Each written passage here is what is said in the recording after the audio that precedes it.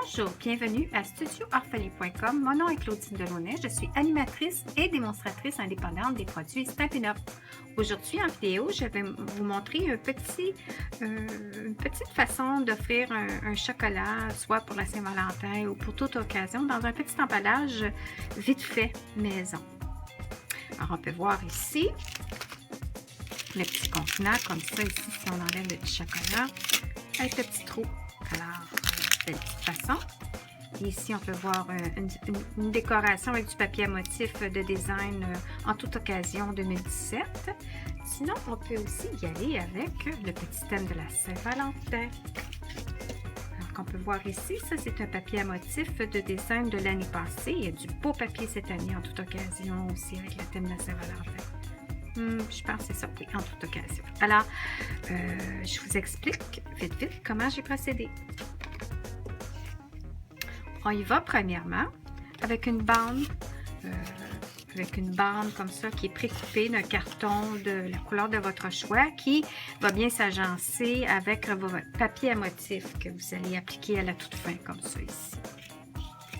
J'ai choisi noir ici et il mesure 2 pouces par 21 quarts. Alors 21 quarts, 2 pouces. Ensuite, on y va pour embosser à 4 endroits différents.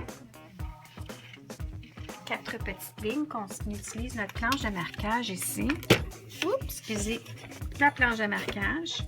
Et pour la question de vidéo que ça allait plus vite, j'ai déjà pré-marqué mes lignes, mais voyez ici, j'ai mis mes petits points d'indication. Là, je suis allée à 1 demi-pouce, 2 pouces et demi, 3 pouces et 5 pouces.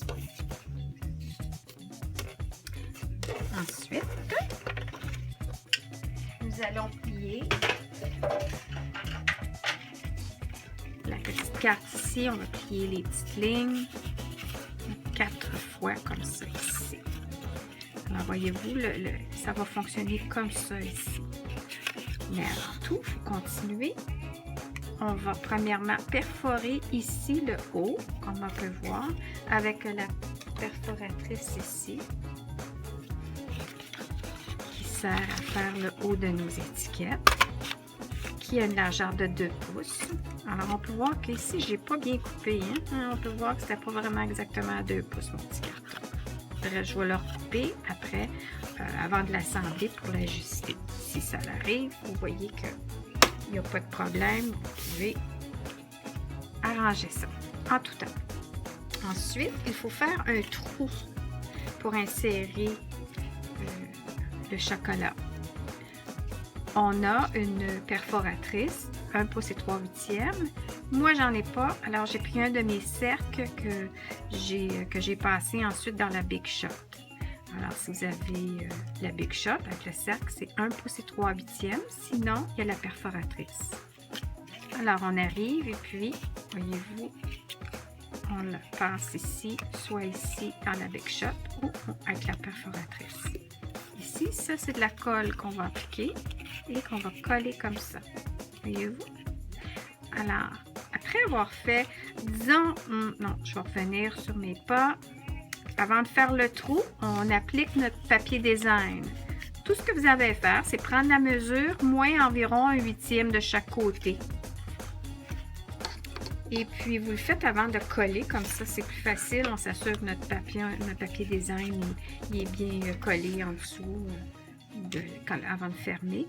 Ici, on peut mesurer que, on peut voir ici que c'est finalement 1 pouce et